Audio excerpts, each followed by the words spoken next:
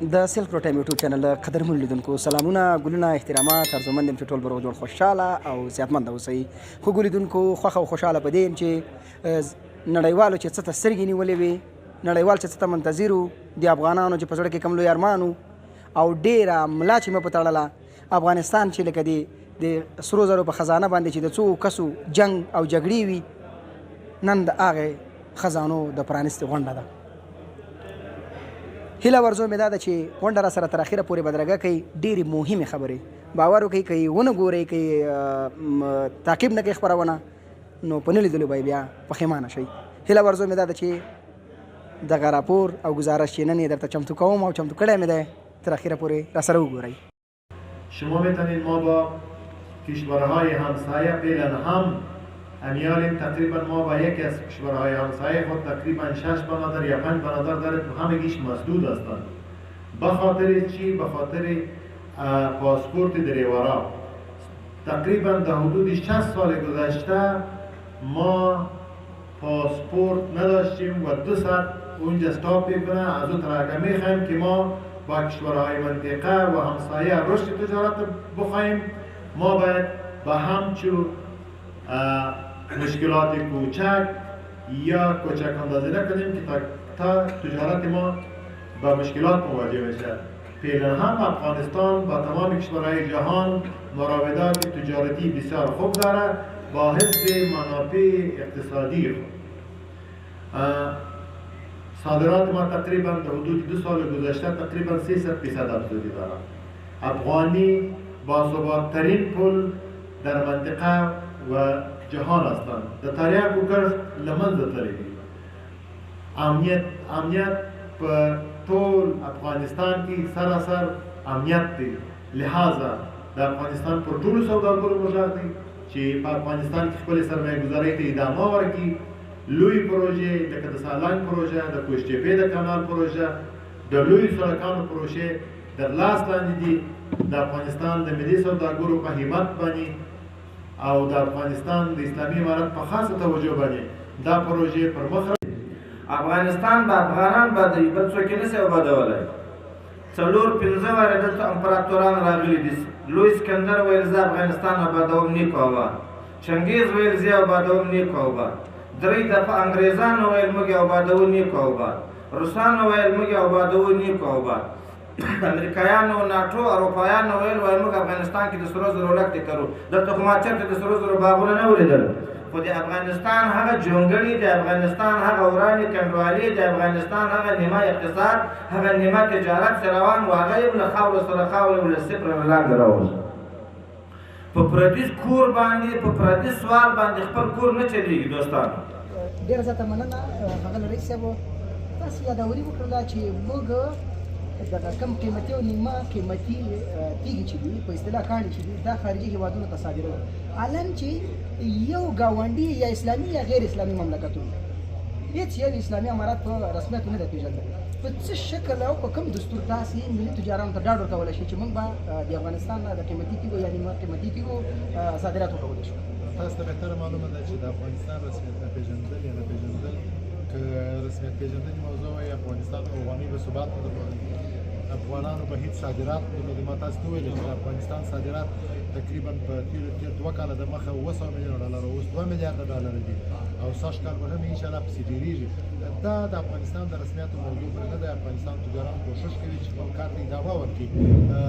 تقریبا دغه اوس عمر د ټولې دنیا سره موږ خپل واردات او مرویدات صادرات او واردات لرو. هېڅ مشکل نشته. ولې دا چې په رسمیت پېژندل یا بعضې بانکو سره موږ دغه کړي شاید زموږ په دغه کاست اپریشن کې یا په قیمتو کې شاید موږ لږ مشکل ولرو چې زموږ قیمتونه لږ به لوړ سي. ولې کار ادامه لري یا دوام لري.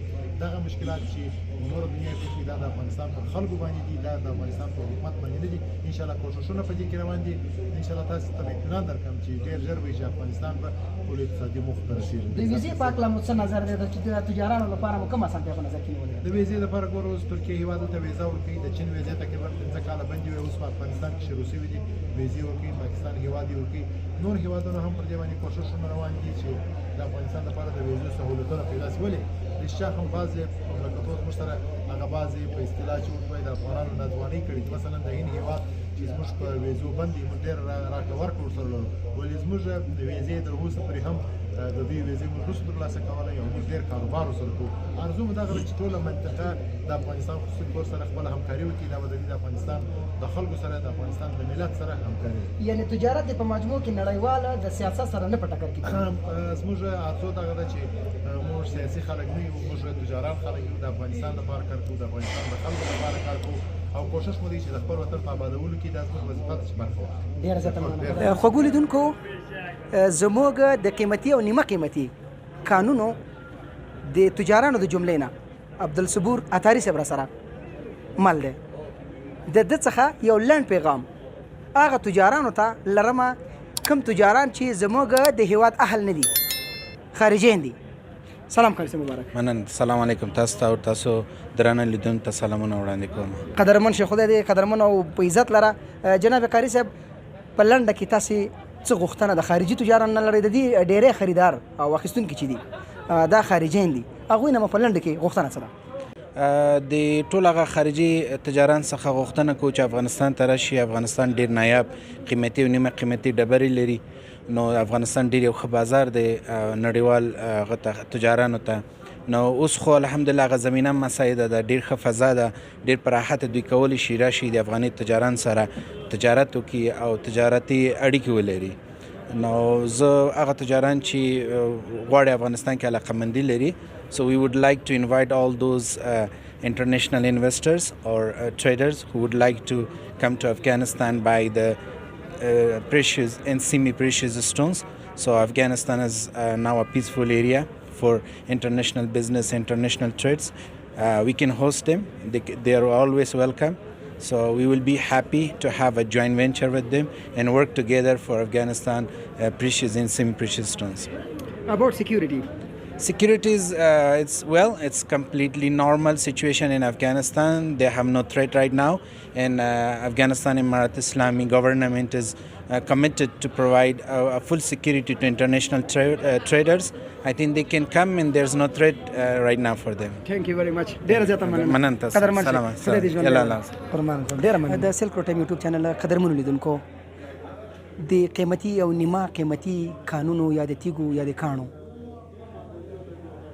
د اتحادیې لپاره چې کومه غونډه جوړه شوې وه پرانیست غونډه خو تاسې را سره یو ځای مشاهده کړه ومولیده خوږو هېوادوالو لکه څنګه چې په غونډه کې یادوري وشوه چې د هند په یوه ایالات کې فقط 10 میلیونه اشخاص او افراد د دې په کاروبار په تجارت د دې په پروسس د دې په جوړولو باندې اخته دي مګرم د هغوی بیا په څو چنده اضافه موږ په خپل هېواد کې همدغسې داخلي قیمتي تیږې لرو د معدنونه لرو یوازې د جګدلک د یاقوتو کان ته که نظر وکړو افغانستان کې وایي د چا خبره څو ځلې وران شي خدای دې نور نه ورانوي بېرته به پرې جوړ شي په لحاظه د اجیګک کان ته که نظر وکړو نو څو میلیونه ټنه اوسپنه په هغې کې پرته ده په لحاظه هیله ورځم دا ده چې موجوده حکومت ملي تجاران د دولت ملاتړ شي او دولت د ملي تجارانو لپاره هغه ستونزې او مشکلات چې دوی لري حل و فصل شي او ورسره کومک او مرسته د دې د پروسس او په استخراج کې وکړي خپل خبرې را لنډوم هیله ورځو مې دا ده چې خبرونه مو د خوښې وړ ګرځېدلې وي که مو زموږ چینل نه وي سبسکرایب کړئ سره لایک کومنټ شیر او سبسکرایب کړئ تر یو بلې خپرونه چې ستاسې ورور صاحب الله صاحب سره د خپل قدرمن ټیم او ولی جان ستاسې په درانه حضور کې حاضرېږو هر چیرې چې یاست د هېواد د ترقۍ ابادۍ او سوکالۍ په هیله السلام علیکم ورحمت الله وبرکاتو